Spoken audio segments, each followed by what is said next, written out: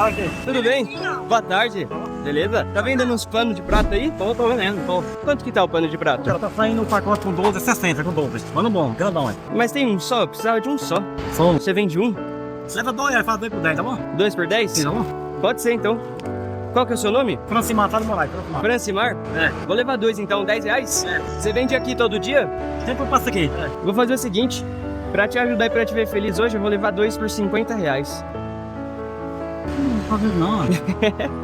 É pra ver seu sorriso hoje. Tá bom. Pra ver você feliz. Valeu, hein? Obrigado. Na verdade, eu vou fazer o seguinte. Posso levar 3 então? Pode. Levar 3. Pode na hora. Um dá 4, dá 4. Oh, aí sim. Beleza? Beleza, mas se você tá me...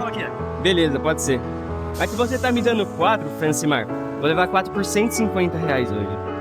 Mas vamos bater com não. É, pô, é pra ver você feliz. Tá bom. Pra fazer o seu dia, dá um abraço aí.